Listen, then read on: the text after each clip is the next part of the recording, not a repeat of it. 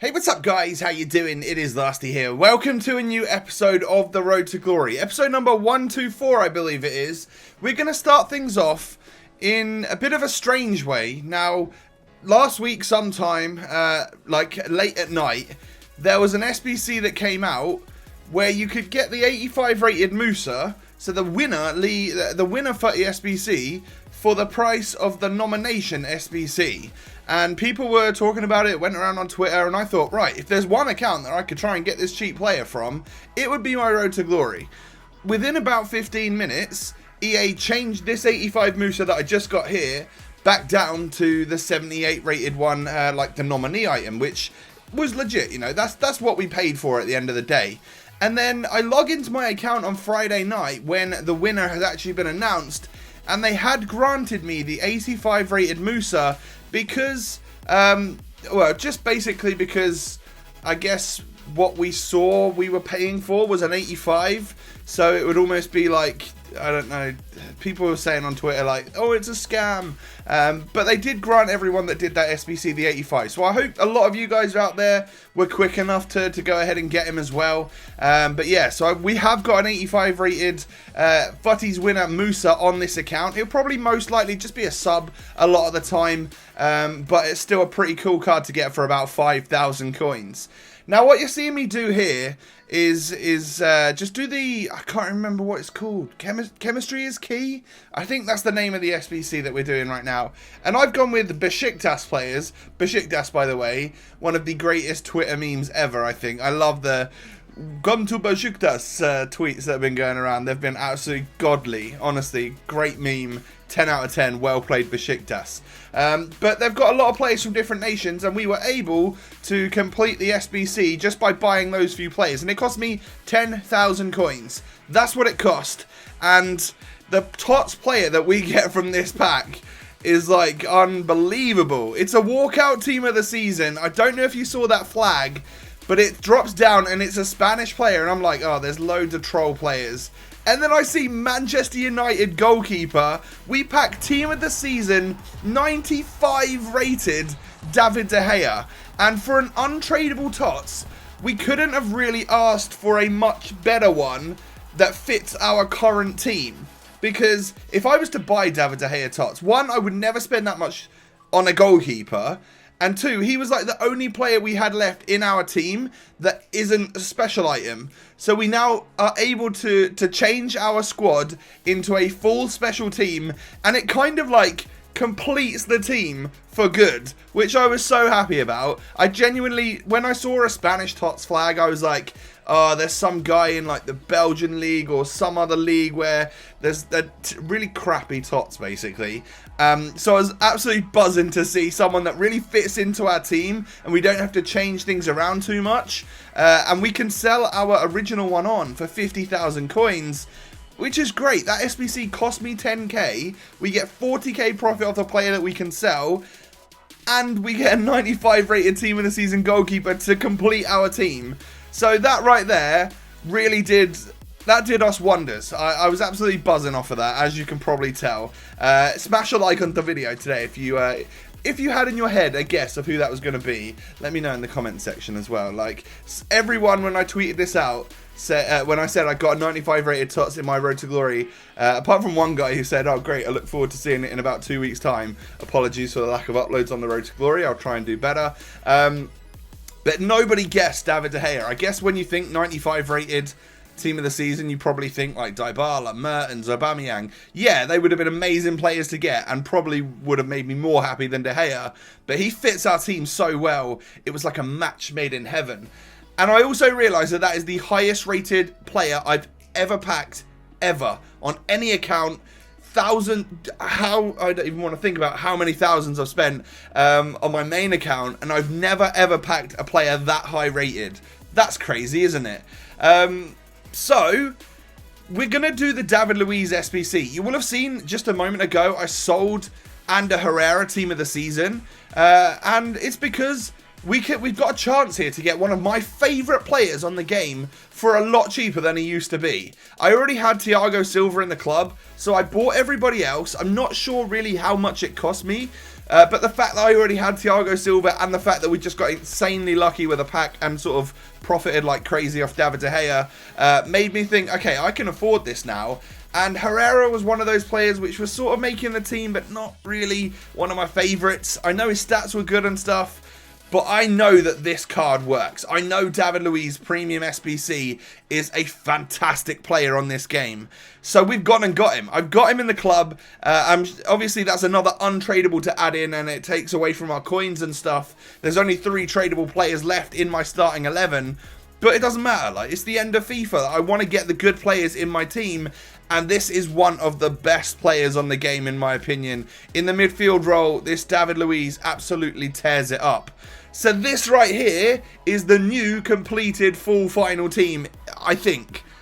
I could probably build a Prem team on the side as well, now knowing that we've got Musa, we've got the likes of Lone Hazard, and still got Sigurdsson and all of that good stuff, and Kante and whatnot. But this is my favourite full special team on the road to glory. And without spending a penny this year, I've got insanely lucky on like 2 or 3 occasions in packs. But yeah, like without really playing FUT Champs, without doing anything like that, we've managed to create what is a pretty decent team. So I go into a Division 1 match. We're starting a new season in Div 1. And I come up against a squad which just doesn't look like I should be facing it in Division 1. And right off the bat, I could tell that the guy was like a very good FIFA player with a very below average team for this point in the game. And it's sort of, I never understand that. I don't understand how really good players that are actively still playing the game in Division 1 have got that sort of team. Like, if that guy who's good at the game just plays a little bit of FUT Champs, he'll have coins. You don't have to spend money on the game, you know. This account hasn't ever spent any money. It's got about 300 games played on it over the entire year, which is just not that many at the end of the day. And we've got a really, really nice team. So, yeah, it's a bit weird to at this stage of FIFA, still come up against players that are more than capable, but they have, like, just a very basic Premier League side. I'm not quite sure I really understand. But hey, who knows? They might not actually have much time to play the game at all, or are just using some below average players that they like from the Premier League. I don't know, whatever floats your boat, really. But as you can see, even though he was a good player, my team was prevailing. I was doing really well because I've got some great players. He does strike back with a really nice shot from Lanzini right there. He's someone that's always like a played above his rating on this game this year. Lanzini's been a great little player.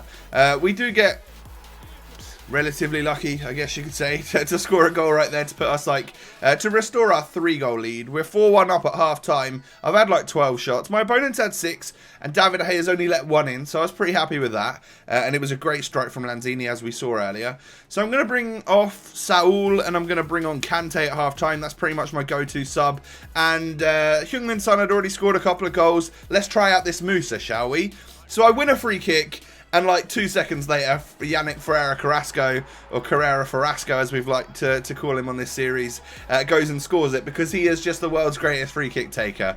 I know in the last episode I said that Messi might be, but I consistently score goals with Carrasco. He's just a beast. Really, really fun player on this game, and he scores again. My opponent runs down the other end with Lanzini and scores with him again. So Lanzini was definitely this guy's best player. I then hit the bar with Musa. That was unfortunate. That would have been a lovely little chip if that did go in the back of the net. Musa then dribbles past a couple of defenders, unleashes a banger, and that hits the bar as well in pretty much the exact same spot. And then I get through one-on-one with Musa and he smashes it wide of the post.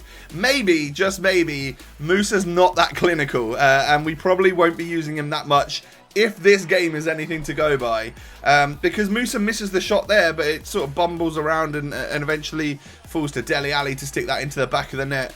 But we end up winning the game. So it was a really nice game for my first one in Div 1 on this little run, because if I was to come up against a team like mine, my mindset would be totally different than if I was to come up against a team like this. It does worry me slightly when you play a guy who's in Division 1 with a team like that, because you think, oh god, he's just going to be an exceptional player. And he was very good. But luckily for me, the team just prevailed in that particular game. And I guess we must have been on his level, right, to be able to do very well. So then I come up against this, and instantly I know, okay, this is someone that's just going to get the ball, pause it, and quit. because he's a pussy who is trying to get himself relegated. So, yeah, if you're watching, I don't like when people do that. Why do you need to get relegated? What's the point? And then it doesn't waste a game for us, though. However, if you are going to get relegated and you're going to waste people's time by searching for a match, at least just score an own goal before you pause and quit. You might as well give your opponent the win or something, right? We win a penalty against this guy. This guy had SBC Suarez. He had regular Messi. He also had the tournament winner Nacho Fernandez. And he's in Division 1. So I think, you know, he's probably going to be a half-decent player. We get ourselves a penalty and we tuck it away with Lord Harry Kane, who is just a fantastic striker on FIFA 17. Hopefully he'll be good again in FIFA 18.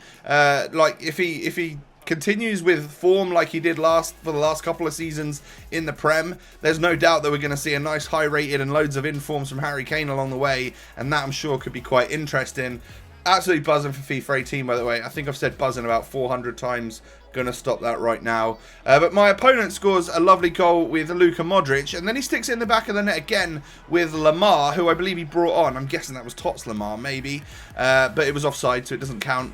Carrasco with two, not McGeady, Berber spins, manages to eventually get that ball into the box, and Better Call Sol is there to stick that one into the back of the net. I've been scoring more and more of them goals lately, where you hit the RBA across the goal. It seems to send the defenders into a bit of like a wacky motion where they can't get the ball, and I've typically got someone in the middle of the box who can just tap it home.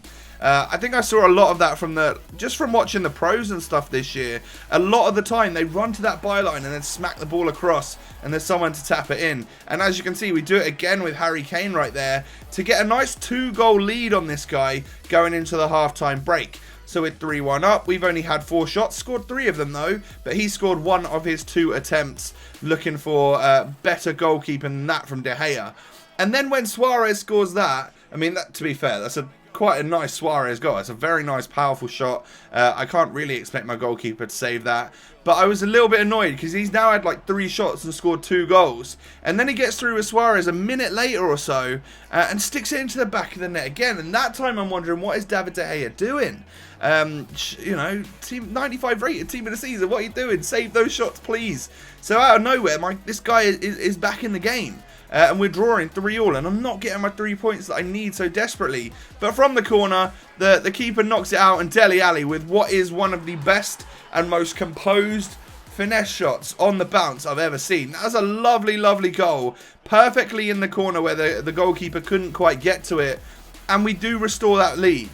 Carrasco then plays it to Harry Kane, back to him, to Heung-min Son, through to Dele Alli, who just rides off the defender there and is able to tuck that ball into the back of the net. And we get a nice 2-goal lead now in the 89th minute. There's no way I'm ruining this 2-goal lead. So we should be able to come away with all 3 points in our second game in Division 1. So that's good. I get the ball here. He pushes into my box, but I clear it with Smalling. The referee does blow that final whistle. We win the game. 2 out of 2 in Division 1 to start this season off. Could this be the... Oh, I've just jinxed it. Could this be the season where I win it all? And yeah, I'm going to touch wood, but it's probably just been jinxed by me thinking that we're going to win the whole lot, because we're probably not. But we've got off to a perfect start. I can't say any more than that. And to be fair, like, I feel like this is my final team. I feel like I've found the players that work for me. And even though, like, Saul doesn't look like the greatest player in the team, at halftime he comes off for Kante, who's just a workhorse on the game. I've got loads of great substitute options. I've got the likes of Eden Hazard, 91, on the bench should I need him. I have Musa, I've got Marquinhos. You know, it's just, I've got some great players here to work with, and I think I'm in my best position ever to try and win Division 1, which would be obviously a great way to end. If it happens, it happens. If it doesn't, it doesn't. But that is going to be my main goal from now on. So if you have enjoyed the episode, please do me a favour and smash a thumbs up on the video. I greatly appreciate it. And of course, don't forget to subscribe to the channel if you guys are new around here. Thanks for the support during the dead period of the game. I greatly appreciate that as well. For those of you that are still tuning in, thank you very much. Have a great day, and I'll catch you next time. Peace.